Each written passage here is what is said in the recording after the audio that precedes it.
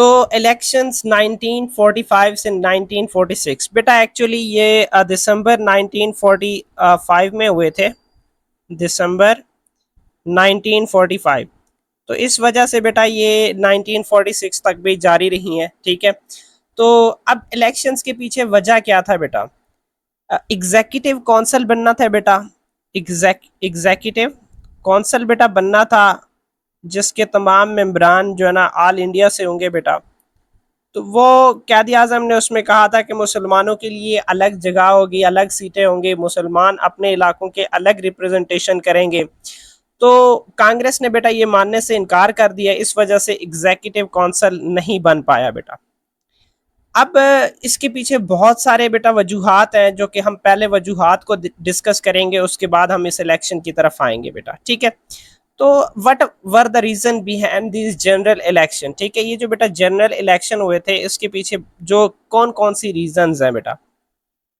एक तो बेटा फर्स्ट में जो वर्ल्ड वार टू 1939 में बेटा स्टार्ट हुआ था, और ये 1945 में जाके एंड हुआ।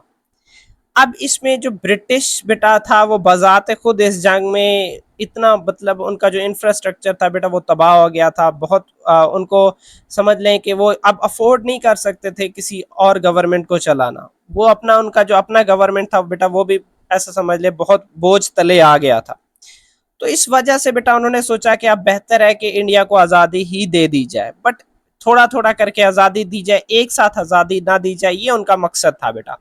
सेकंड क्या था बेटा कि ब्रिटिश में बेटा गवर्नमेंट चेंज हुई 19 बेटा यही ऑफ कोर्स अगर मैं बात करूं 1939 से 1945 तक बेटा वहां पे कंजर्वेटिव पार्टी, इस साइड पे आप देख लें कंजर्वेटिव पार्टी बेटा क्या थी, हुकूमत में थी। आजकल जैसे बेटा हमारे पाकिस्तान में जो मुस्लिम लीग नून है, ठीक है, पीएम मुस्लिम लीग पीएमएलएन, और इसी तरीके से बेटा पीपल पार्टी है, और इसी तरीके से बेटा आप बात कर लें उसकी दूसरे जो अदर है अदर पार्टीज। अब बेटा इन सब ने मिलके हुकूमत बनाई हुई है। तो उस वक्त भी बेटा इस ड्यूरेशन 1939 से 1945 तक बेटा ब्रिटिश में भी ऐसे ही कोलिशन थी, मतलब जो गवर्नमेंट थी वो more than 2 parties, more than 3 parties का बेटा कॉम्बिनेशन था।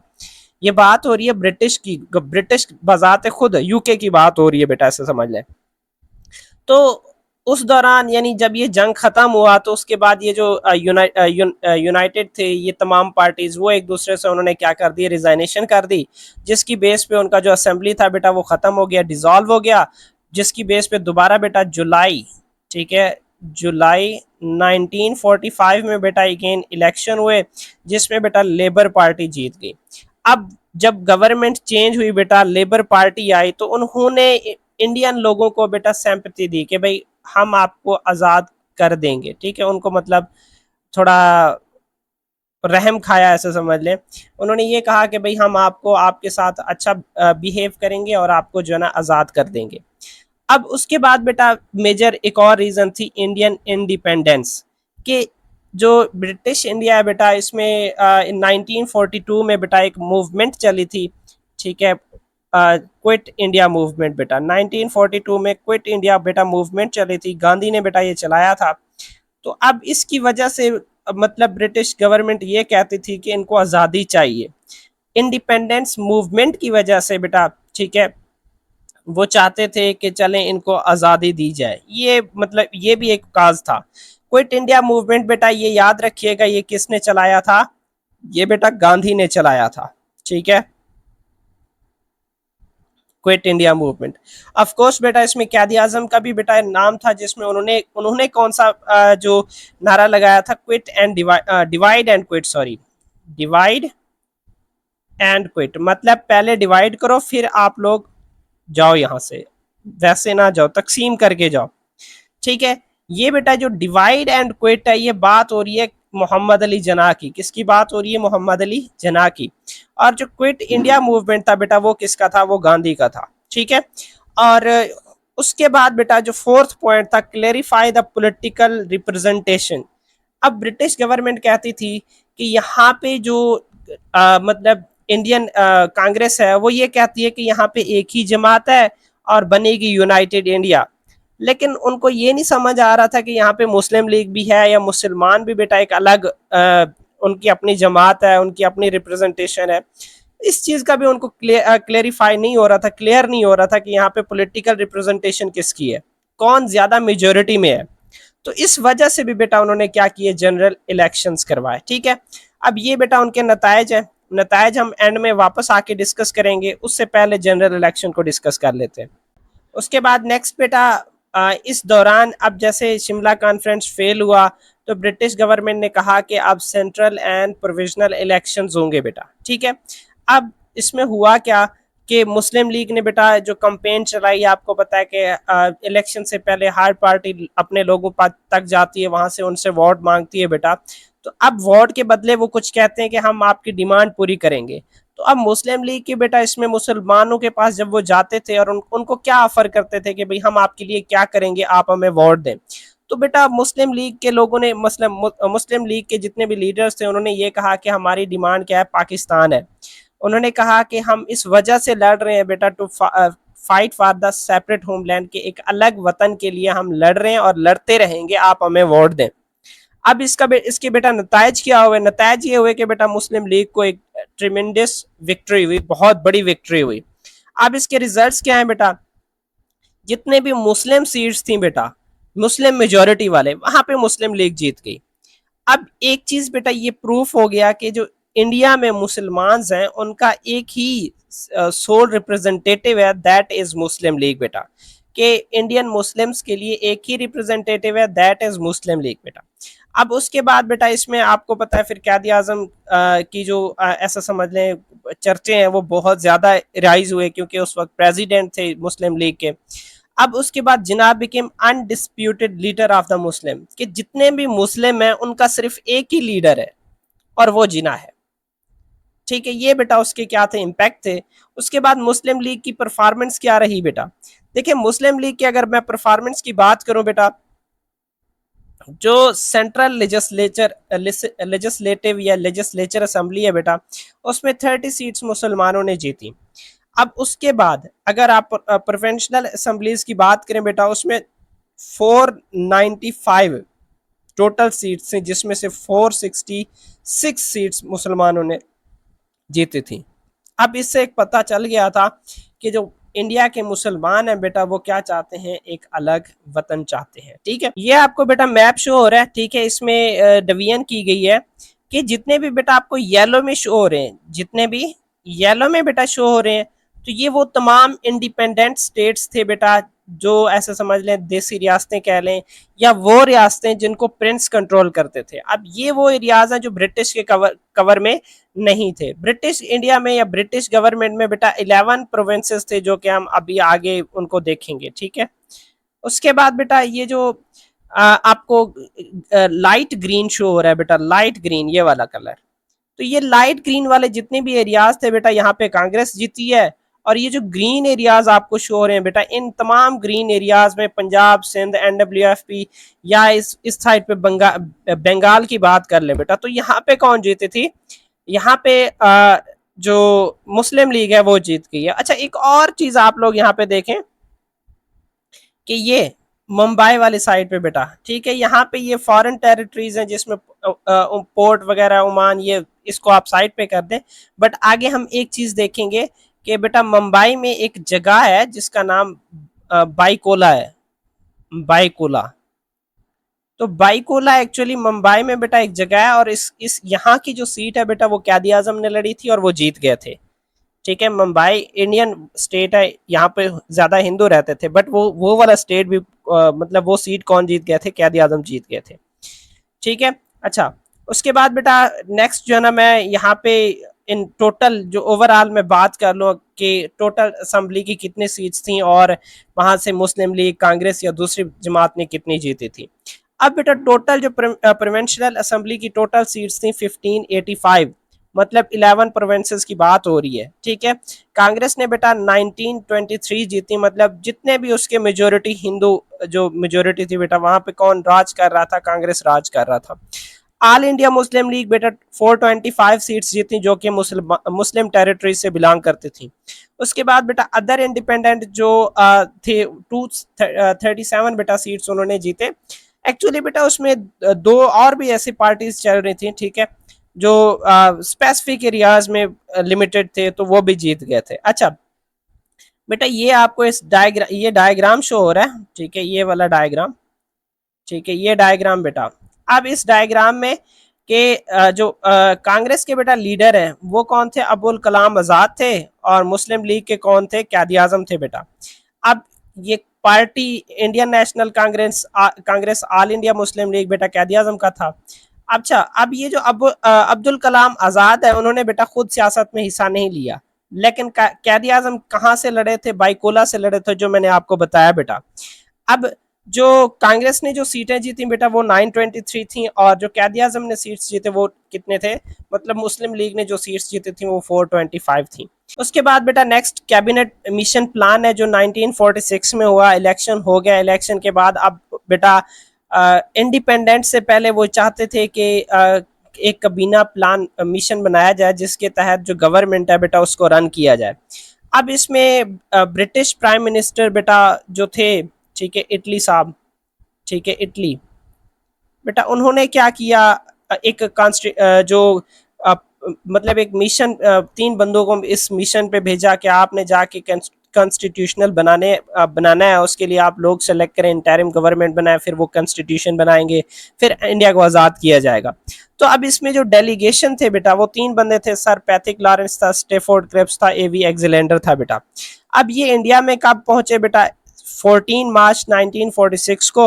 अच्छा बाद में बेटा जो कैबिनेट मिशन था वो फेल हुआ। अब फेल होने के पीछे रीजन जो है वो हम आगे पढ़ेंगे, ठीक है। जो उस कैबिनेट मिशन में पहली बात तो ये कि मेन पॉइंट्स क्या थे, ठीक है, जो ऑफ कोर्स जो दोनों जमातों के लिए थे बेटा, मुस्लिम लीग के लिए भी, कांग्रेस के लिए भी। तो जब कांग्रेस ने बेटा उनको रिजेक्ट कर दिया तो इस वजह से वो क्या हो गया, रिजेक्ट हो गया, ठीक है। अच्छा कभी कैबिनेट मिशन प्लान बेटा उसने क्या कहा था कि इंडिया एक फेडरल स्टेट होगी। अब फेडरल जैसे आप पाकिस्तान में भी क्या है कि फेडरल इस्लामाबाद है, बाकी सारे उसके प्रोविंसेस हैं वो असेंबलीज में आ जाती हैं बेटा। अब उसके बाद बेटा क्या होगा, सेंटर वुड कंट्रोल ओनली। अब सेंटर की बात हो रही है बेटा, अब सेंटर में दो चीजें आएंगी, एक आएगा बेटा वैसराय, ठीक है, और दूसरा क्या आएगा बेटा उसमें, जो गवर्नर जनरल है, ठीक है, गवर्नर, ठीक है, जनरल बेटा, ठीक है। अब ये जो गवर्नर जनरल है बेटा, ये दोनों के दोनों क्या करेंगे, वो जो सेंटर है वो कंट्रोल करेगा। अब सेंटर में कौन कौन सी चीजें वो कंट्रोल करेंगे, पहली बात तो ये foreign affair, defence and communication, ये तीन चीजें हैं जो मतलब जो ब्रिटिश वाले हैं वो कंट्रोल करेंगे। इसके अलावा बाकी जो भी चीजें हैं वो इंडियन कंट्रोल करेंगे। और उसके अलावा बेटा जो प्रोविंसेस हैं वो तो इन हिस्सों में डिवाइड किए जाएंगे, group A, group B, group C. जो ग्रुप ए है बेटा वो हिंदू मेजोरिटीज प्रोविंसेस होंगे, ग्रुप बी में क्या होंगे बेटा, जो मुस्लिम मेजोरिटीज है वो, एंड ग्रुप सी में बेटा बंगाल और असम आएंगे। अब बेटा इनका तमाम का बनेगा एक इंटरिम गवर्नमेंट। इंटरिम जो गवर्नमेंट है बेटा वो टेम्परेरी होता है, कुछ टाइम के लिए होता है, ताकि वो मिल के एक नया बेटा आयन बनाए, और उस आयन के तहत फिर जो इंडिया है उसको आज़ाद कर दिया जाएगा, और फिर वो आस्ते से वो खुद जो बाकी ब्रिटिश हैं बेटा वो यहाँ से निकल जाएंगे। तो ये बेटा उसके बाद नेक्स्ट है बेटा मुस्लिम league reaction.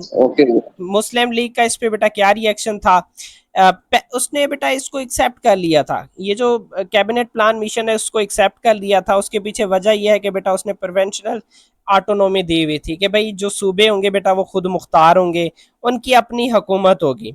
Option to leave Indian union after 10 year, मतलब इससे एक इस चीज़ से तो जान छूट जाएगी कि जो हम 10 साल से यहाँ पे हिंदू मुस्लिम के नाम पे जो कांग्रेस है वो रोल कर रही है हम पे, उससे हमारी जान छूट जाएगी। मुसलमानों के तमाम इलाके बेटा एक साइड पे हो जाएंगे। तो इससे एक चीज़ का आइडिया हो गया था कि जो मुस्लिम मेजोरिटीज़ हैं उनको एक साइड पे कर दिया है, उनको यूनियन कर दिया है, तो इससे हो सकता है बेटा फ्यूचर में पाकिस्तान बन जाए।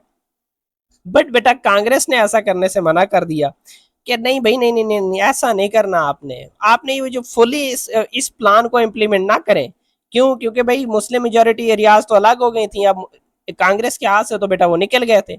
अब इस वजह से कांग्रेस ने गवर्नमेंट को कहा कि ऐसा ना करो आप, ठीक है। तो जिसकी बेस पे बेटा कैदी आजम को गुस्सा आया और उन्होंने क्या कहा, डायरेक्ट एक्शन डे कंसिडर कर दिया, ठीक है, 16 अगस्त 1946 को। मतलब बेटा इसमें प्रोटेस्ट हुआ, ठीक है, ये क्या था, एक किस्म का प्रोटेस्ट था बेटा। ओके बेटा, अब formation of interim government. Interim government क्या होता है बेटा, वो टेम्परेरी गवर्नमेंट होता है, ठीक है। टेम्परेरी गवर्नमेंट होता है जो कुछ अरसे के लिए क्या करता है, हुकूमत को या मुल्क को रन करता है। उसके बाद जब बाज़ाते जो ब्रिटिश था, ठीक है, वैसराय, उनके मुताबिक ये है कि ये इंटरिम गवर्नमेंट एक आइन बनाएगी, कॉन्स्टिट्यूशन बनाएगी। उस कॉन्स्टिट्यूशन के मुताबिक इंडिया को क्या किया जाएगा, आज़ाद किया जाएगा और उसको जो हुकूमत है वो दे दी जाएगी। अच्छा, अब इस इंटरिम गवर्नमेंट में अकॉर्डिंग टू प्लान क्या होना था बेटा, कि बोथ मुस्लिम एंड जो कांग्रेस के लीडर्स थे बेटा उनको इनवाइट किया गया। वैसराय ने कहा कि अगर इन दोनों पार्टियों में से अगर किसी ने एक ने मतलब रिफ्यूज किया तो दूसरी अपनी हुकूमत बना लेगी। तो मुस्लिम लीग ने तो बेटा इसको एक्सेप्ट किया हुआ था, कांग्रेस ने शुरू में इसको रिफ्यूज कर दिया, लेकिन वैसराय ने मुस्लिम लीग को हुकूमत नहीं दी। ये उसने मतलब दुगलापन किया है, जैसे भी आप समझे। तो उन्होंने क्या कहा था कि भाई अगर इन दोनों में से अगर एक पार्टी रिजेक्ट कर रही है, वो इंटरिम गवर्नमेंट में नहीं आना चाह रही, तो दूसरी क्या करेगी, अपनी गवर्नमेंट बना लेगी। मुस्लिम लीग ने एक्सेप्ट किया था, कांग्रेस ने रिजेक्ट किया, लेकिन मुस्लिम लीग को उन्होंने हुकूमत नहीं दी। फिर बाद में कांग्रेस का बेटा माइंड चेंज हो गया था और उसने जो 12 अगस्त 1946 है, तो उसने वैसराय ने दोबारा इनवाइट किया और कांग्रेस ने बेटा क्या बना ली, इंटरिम गवर्नमेंट बना ली। अब इंटरिम गवर्नमेंट बेटा बनी किसकी, कांग्रेस की। मुस्लिम लीग के मेंबर उसमें थे नहीं। अब इस वजह से मुस्लिम लीग ने क्या किया, सिविल डिसओबीडियंस, ठीक है। मतलब ये कि अवाम गवर्नमेंट की नहीं सुनेगी, बिल्कुल नहीं सुनेगी, गवर्नमेंट के लॉज को फॉलो नहीं करेगी, प्रोटेस्ट करेगी। अब इसकी बेस पे बेटा क्या हुआ, मैसिव कम्युनल रियॉट्स हुए, ब्रेकआउट। मतलब जो ऐसा समझ लें, जो रिलीजियस, जब लोग आपस में लड़ते हैं बेटा, इस चीज़ को कम्युनल रियॉट्स कहते हैं, कि उसमें बेटा हिंदू और जो मुसलमान थे बेटा, ठीक है, और मुसलमान बेटा वो आपस में लड़ गए। अब इस लड़ने के पीछे बेटा जो कोलकाता है बेटा, उसमें thousands of people, round about 4,000 बेटा कहा जाता है, 4,000 पीपल्स क्या हुए बेटा, इस लड़ाई झगड़े में मर गए। अब ब्रिटिश को ये एहसास हो गया, रियलाइज हो गया कि अब अगर ये ज्यादा देर तक ऐसे चलता रहा तो काम खराब हो जाएंगे। तो मुस्लिम लीग को अब इग्नोर नहीं किया जा सकता, क्योंकि वो ज्यादा सीरियस हो गए इस चीज को लेके। तो उसने फिर बेटा क्या किया, मुस्लिम लीग को भी इंटरिम गवर्नमेंट में शामिल कर रही है, जो हम आगे पढ़ेंगे। अच्छा, उसके बाद बेटा मुस्लिम लीग ने भी इंटरिम गवर्नमेंट आखिरकार ज्वाइन कर लिया, क्योंकि बहुत ज़्यादा प्रेशर थी, बहुत ज़्यादा स्ट्राइक्स थे बेटा। तो मुस्लिम लीग को भी वायसराय ने इनवाइट किया कि आए भाई आप भी इंटरिम गवर्नमेंट ज्वाइन करें। 26 अक्टूबर बेटा 1946 में ये मतलब जो मुस्लिम लीग के मेंबर्स थे बेटा, उन्होंने क्या लिया, हल्फ उठाया। अब मुस्लिम लीग के बेटा उसमें कितने मेंबर्स थे, 5 मेंबर्स थे, जो कि हम यहाँ पे डिस्कस करेंगे, ठीक है। वैसे तो और भी ज्यादा थे। अगर मैं बात करूं बेटा, जो एग्जीक्यूटिव काउंसिल के जो प्रेसिडेंट थे, एग्जीक्यूटिव बेटा काउंसिल, उसमें जो प्रेसिडेंट थे बेटा वो 2 थे, ठीक है। एक तो वो गवर्नर जनरल था, ठीक है, गवर्नर बेटा जनरल था, और दूसरा बेटा उसमें क्या था, वैसराय था बेटा। अच्छा, उसके बाद जो एग्जीक्यूटिव काउंसिल के बेटा वो जो वाइस प्रेसिडेंट थे, ठीक है, अगर हम बात करें बेटा वाइस प्रेसिडेंट की, तो वो बेटा नेहरू थे, ठीक है, वो वाइस प्रेसिडेंट, ठीक है। मैं चले इसको यहाँ पे रेज करके ऊपर लिख दो, ठीक है बेटा। जो वाइस प्रेसिडेंट था इसका, वो कौन था, नेहरू, जवाहरलाल नेहरू, ठीक है, जवाहरलाल नेहरू बेटा वो क्या थे, वाइस प्रेसिडेंट थे। यहाँ तक बात क्लियर है, वाइस प्रेसिडेंट, जी सर। ओके, ठीक है। अच्छा, उसके बाद बेटा बाकी जो मिनिस्ट्रीज थी उनमें अगर हम मुस्लिम लीडर्स की बात कर लें, लियाकत अली खान बेटा मिनिस्टर ऑफ फाइनेंस बन गए थे। जो हेल्थ मिनिस्टर थे बेटा वो गजनफर अली खान बन गए थे। कमाश में बेटा इब्राहिम आई आई चंद्रीगढ़ जिसे कहते हैं, ये बाद में प्राइम मिनिस्टर भी बने रहे हैं बेटा।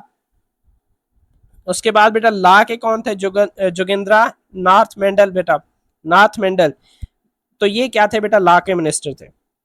उसके बाद railway, communication, post and air में बेटा अब्दुल रब निश्तर थे, ठीक है। उसके बाद बेटा कांग्रेस को एक चीज तो रियलाइज हो गया था कि जो दो पार्टीज हैं उनके दरमियान में जो कोऑपरेशन है वो पॉसिबल नहीं है। वो जो एक ख्वाब था बेटा कांग्रेस का कि यूनाइटी ऑफ इंडिया, ये यूनाइटेड इंडिया, वो अब पॉसिबल नहीं रहा उनके लिए, ठीक है बेटा। वो ऐसा समझ लें इनसे बिल्कुल ख़त्म हो गया। अच्छा अगर फर्दर आप देख लें बेटा, जो लियाकत अली खान है बेटा, ये first prime minister of Pakistan में बने बेटा, ठीक है। Liaquat Ali Khan first PM of Pakistan बने बेटा। उसके बाद अगर मैं बात कर लूँ इस नेहरू की बेटा, ये जवाहरलाल नेहरू की बात करूँ बेटा, ये फर्स्ट पीएम ऑफ इंडिया बने बाद में।